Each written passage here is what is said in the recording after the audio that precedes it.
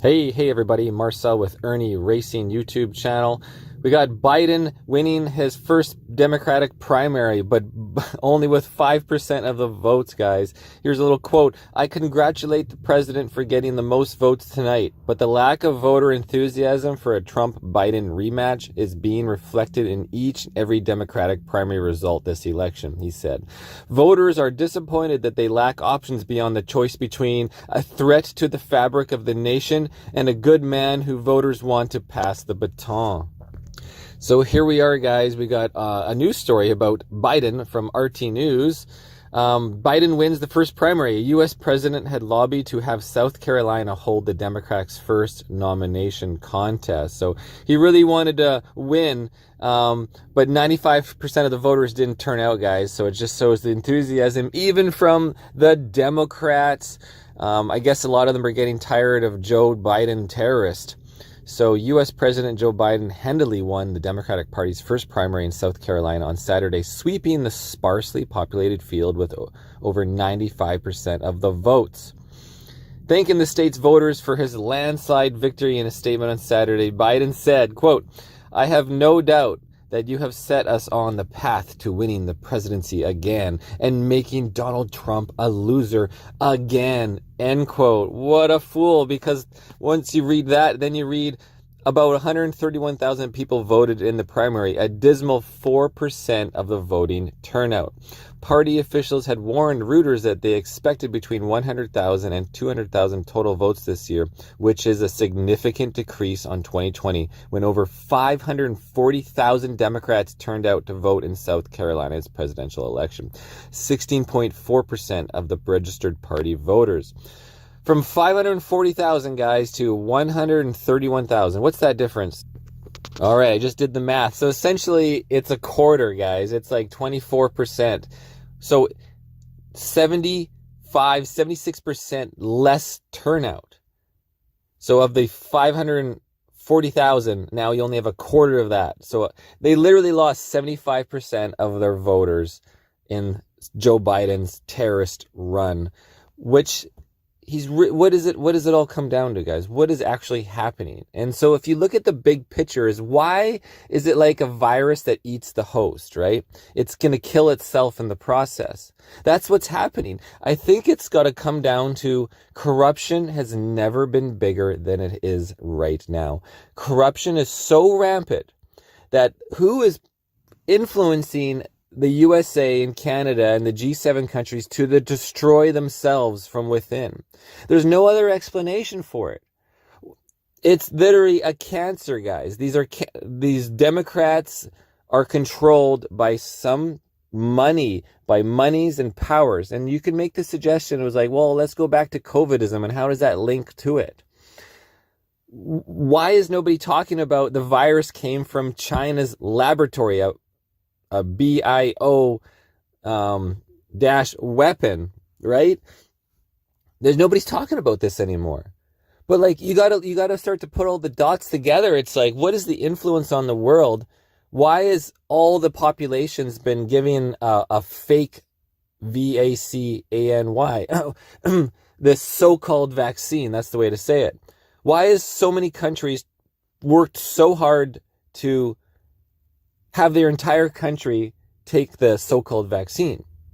Yet China never did an mRNA. There is no mRNA vaccine in China. So its population is one of the only populations in the world that has been unaffected with this, essentially something that they could hurt you with later because you won't have an immune system to certain things. That's what's happening by multiple shots of the non-vaccine.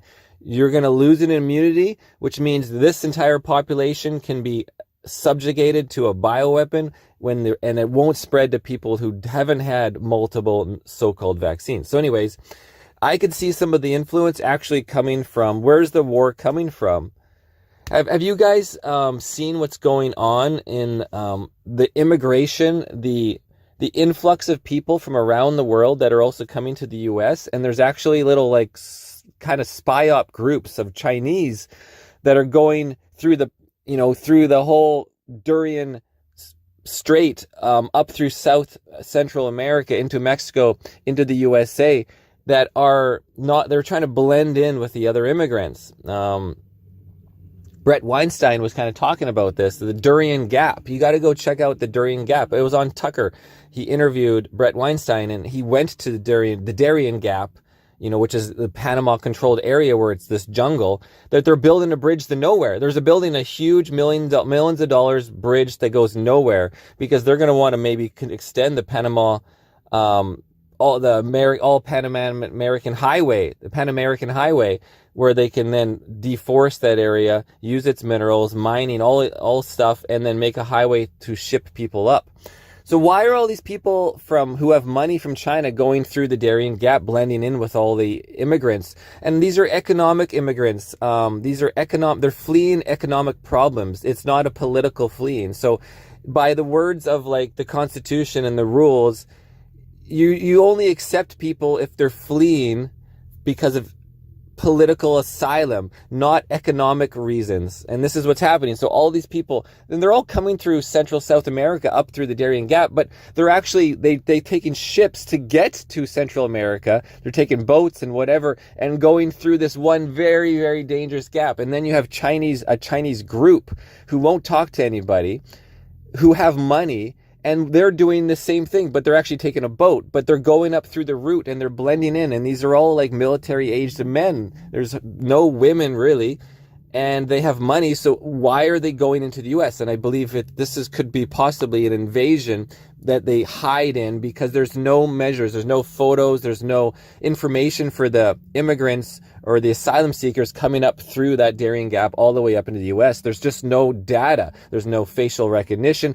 There's just a name and a birth date. And so this is how you can invade the USA. And then you have a military population of these Chinese who don't want to talk about anything. Anyways, I'm going way off topic, guys. Hopefully you're still listening and enjoy my rant, but let's get back to the story. So Biden's campaign had lobbied to make South Carolina voters first to cast their ballots for the party's presidential nomination. Previously, the U.S. state of Iowa inaugurated election season, while New Hampshire followed the first primary. Republicans in the state vote later this month. So while Biden easily defeated his opponents, there is no opponents. It's like in Canada, the Liberal Party in Canada there's nobody there to like pass the baton on from Trudeau. So Trudeau and Biden are going to run themselves into the ground, and sort of, maybe. And there's nobody else in these parties. They've fired everybody who's good, and because they don't want any threats, and they just keep the stupidest little liberal Democratic. There's nobody that anyone else would want to vote for. It's freaking hilarious, but done by design. They want the stupidest people to promote the stupidest things. They're bullshit on the climate, that they're going to do something, but they're just taxing you. They're bullshit on gender identity. They want everybody to be segregated and hate each other and divide and conquer within, right? Make everybody just inner civil wars between this enthusiast, so people can't join together to go against these guys. Anyways, so opponents are Minnesota Congressman Dean Phillips and author Marianne Williamson. I'm from Canada. I don't even know who these people are. Rock bottom voter turnout suggests a lack of enthusiasm about the incumbent repeat candidacy, as Phillips himself observed in a statement on Saturday. That's when we read from earlier, I congratulate the president for getting most votes, but there's no voters. The Democratic insiders have long warned of an enthusiasm gap surrounding the nation's octogenarian commander-in-chief. Polls have repeatedly indicated that even Democratic voters believe Biden is too old and frail, both mentally and physically, for a second term. They're literally giving Biden drugs. There was a whole thing about this.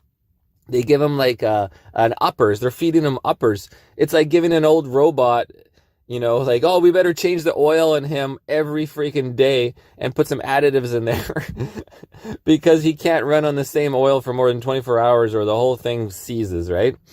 Obviously, he's not running Amsoil. We're talking about like Dino Juice. South Carolina Rep. Jim Clyburn, whose endorsement of Biden was trumpeted by the media establishment as a seal of approval from the Black community, was quick to herald his victory as proof the president has, quote, not lost any support among African Americans, end quote, in an interview with CNN. However, guys, Biden's approval rate among Black voters has dropped to 42%, according to a recent AP NORC, just over half of what it was when it took office. He's lost half of the black population voters. One black South Carolina voter interviewed by MSN ahead of the primary blamed the economy, explained, "We were broke with Biden. We weren't with Trump." Well said, of course. We've all seen it. Now, the best part about the video, guys, is let's get into the comments because you guys can listen and you don't have to read. I'm surprised he got such a low number with them controlling the voter machines. I would expect him getting 180,000 votes out of 130 cast on the primary. Next, by Solite. The state of 3 million registered voters. 131,000 were enthusiastic about voting Genocide Joe. What does that tell you, killer? Arrest Killer Joe, not Mike. By Lavi Loss. The threat to democracy would be the use of government agencies to prosecute your political rival, Trump. As Trump would have been impeached for this, end bracket. Though this doesn't seem to register the Democrats as bad because they all see Trump's, quote, sins, while conveniently ignoring Biden's glaring corruption scandal with his son. Bracket, Trump would have been impeached for this, end bracket. With Ukraine, should be obvious here, he wants to keep sending billions to a country that isn't even an ally. You see how I said end bracket? I'm just making fun of Joe here because he's like, period. He's reading the teleprompter and it says, this is what he's supposed to make us smile, and then he's like, smile, right? The Democrats, we had 4 years of peace under Trump. The only violent thing he ordered was assassinating Iran's general. Now, Biden ordered a drone strike on civilians and publicly called them terrorists. Trump would have been impeached for this. Biden started the Ukraine conflict. Sorry, the coffee machine interrupted me. Philip.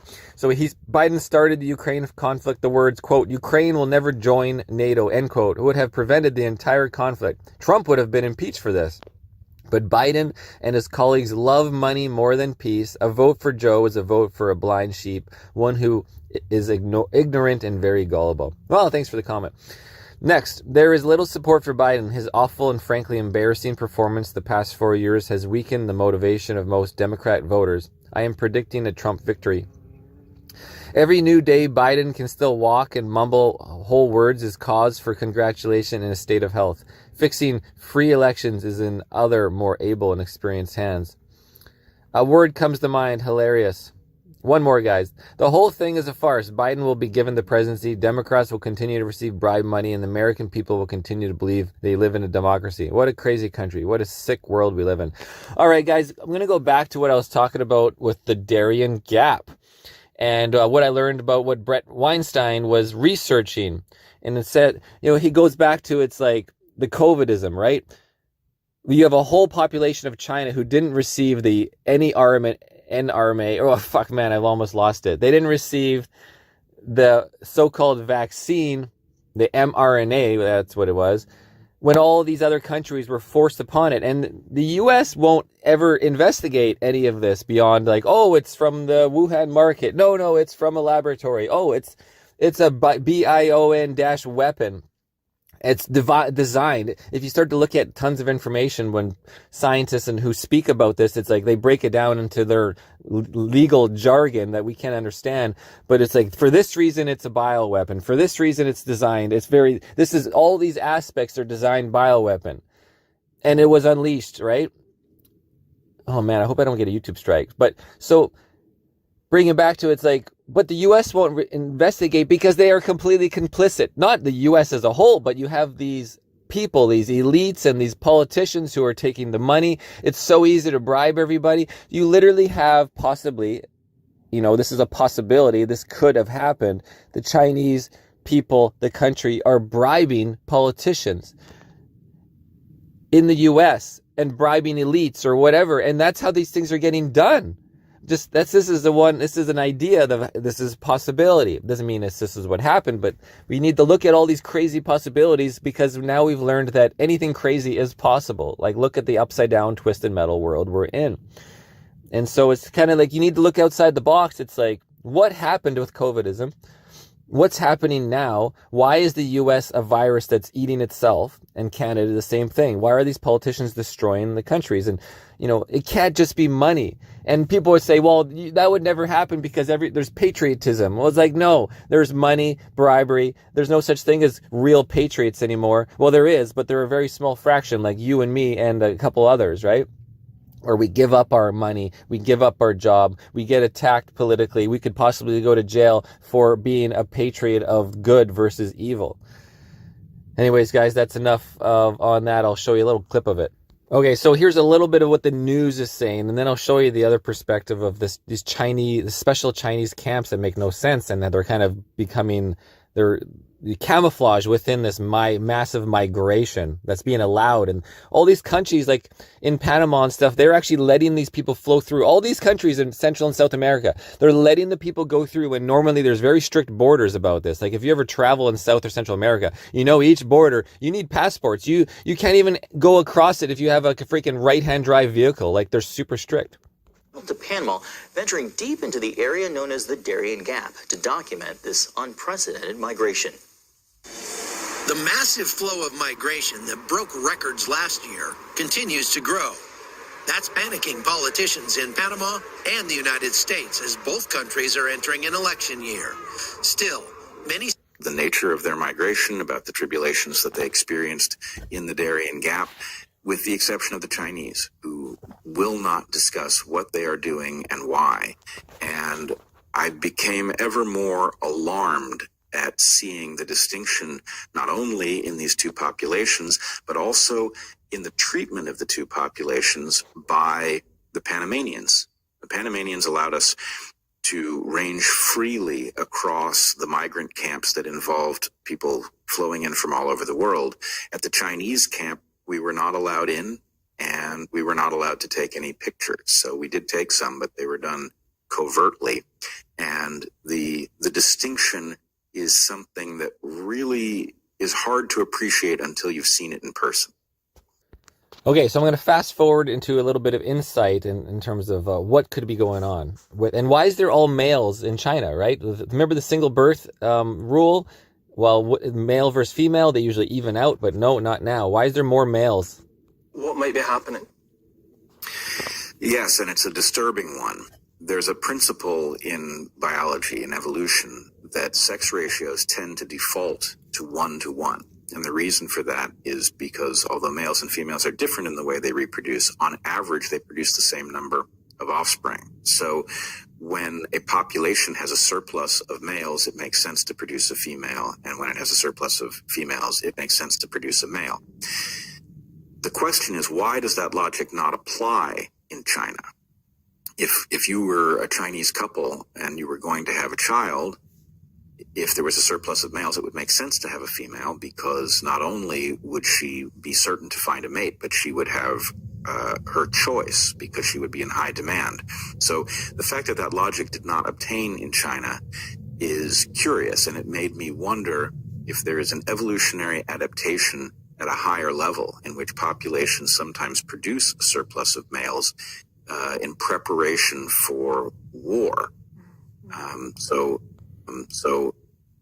It is only a hypothesis, but in seeing a migration of military-age males flowing from China through the Darian Gap into Central America and up to the United States, I have to wonder if this might not be a military force waiting for orders that is being deployed covertly in the midst of a migration that makes it hard for us to recognize it. Jasmine Buffalo's spread elsewhere. And I don't know where the analysis becomes absurd. I have watched policy on the West Coast make the quality of life drop spectacularly so that people are fleeing, including wealthy people. And I look at wealthy people fleeing California, for example, and I think something about this story doesn't add up. All right, guys. So now I'm on Tucker Carlson's, and back to the original interview with Brett, and let's talk about like crazy ideas, hypothesis that we need to actually look at all these options. Like, what is going on? Why are these countries eating themselves to death? Right? Why are these leaders doing this? Well, I mean, and strangely, it goes back to the idea of giving ourselves permission to entertain all kinds of possibilities, even things that are crazy and we have to ultimately reject. But we have to not talk ourselves out of noticing what is taking place. That's a scientific principle, is it not? Well, it's funny. Scientists are losing their way as well. And I think how science is actually done is being forgotten. And, I think we are actually literally in a cryptic dark age. Now, every dark age has a small number of people, I call them keepers of the flame, who do remember how to do science. All right, jumping forward, guys. Much of this is quite new. I mean, for one thing, a mass migration through a dense jungle where people have been informed about how to transit it, by cell phone, where money can be wired by Western Union to buy yourself a bus ticket after you've been robbed by bandits in the forest. All right, this is some weird combination of very low tech and very high tech. What percentage of the migrants have smartphones? Well, I don't know, but my guess is a much larger percentage have them at the beginning of their trek than have them at the end. In part, that's... Yeah, he's going to say it because everybody's robbed through the Darien Gap. So why are these groups of Chinese, why are they taking this path? Again, it brings you back to, it's like, why are they're incognito blending in with all these, not political asylum seekers, but economic asylum seekers, because all these countries in the world are ruining their economies. People can't afford food, they can't afford housing, they can't afford the other luxuries or necessities of life, and they're all coming to America or Canada for whatever reason because it's advertised that there is something better here. A lot of people fleeing certain little countries that are they lost all their value of their dollar, right? And not just from Central and South America, but a lot of them, like I said, they're actually traveling to that area by boat from all, the Middle East, anywhere, and then going up through this impossible challenge because all the countries are allowing everybody to go up through them. Why are they if they want to bring in asylum seekers, why are they making it this one crazy little path, right? It makes no sense. This was kind of the deal, that if they ushered people through, they facilitated their movement, then those people would keep going, and this is a temporary cost for Panama. People of Panama thought that the migration was going to stop and they were going to have to absorb all of these migrants. There would be riots in the streets. That's my guess. Okay, jumping forward, guys. We're almost done getting my point across. Might play out. But I have to say, I'm not sure. I don't know how much time we have. Again, I don't know if what I saw implies another shoe is going to drop. How many of these Chinese sleepwalkers have to end up in the U.S. before some other phase kicks off? I don't know. I know some indicates here's the route you will travel. Now, was it produced by the CCP? I can't be certain of that, but that certainly is suggested that this is a message about how to make this journey. For what purpose, I don't know. But I do not believe that the people I encountered had left China without the knowledge of their government. I believe their government has some reason to have facilitated. But the administration must be aware of this. Our administration? Yes. Anyways, guys, so I'm back at the Sand Dudes, the Imperial Sand Dudes. Gonna get out dirt biking, hoping some sunshine. But we started the video with Biden, getting 4 or 5% of the votes to win his first primary, and ending on this mysterious Darien Gap, which I researched because I'm interested in taking like an expedition vehicle, and the doctor were interested in going down through Mexico, through Central America, all through South America with some type of expedition vehicle, whether it's like some diesel, Unimog, MAN truck, Mercedes truck, or the American version like an F550 or a Ram 5500. Of course, you have to deal with that diesel particulate and DEF bullshit, so they got to make it reliable. Even looking at the Godzilla motor for like a F550, because then you can find gas everywhere. And then having, the rig, having the living quarters on the back in some kind of capacity that can survive super rigorous off-roading with some big super singles, whether it's 41s or 46 on a Unimog or a semi-truck or like an LMTV, you know, the military vehicles are cheap, but, you know, not really refined, and they've been sitting around for 20 years with their central and tire inflation systems, which we could fail. So anyways, that's why I first came across the Darian Gap, and I was interested, and then boom, I saw this thing about the immigrants are all going through this deadly gap, which everyone boats around. You know, nobody actually goes through the gap on a motorcycle. There's bandits, you're gonna get robbed. Anyways, I know this video is all over the place. If who's ever still out there, write in the comments that you made it to the end. Somehow you made it through my random thought process. I had a hoot of weed this morning. That could have been why my mind starts to wander. But, and you see the guys in the background, guys. Look at that, heading to and fro. Cheers.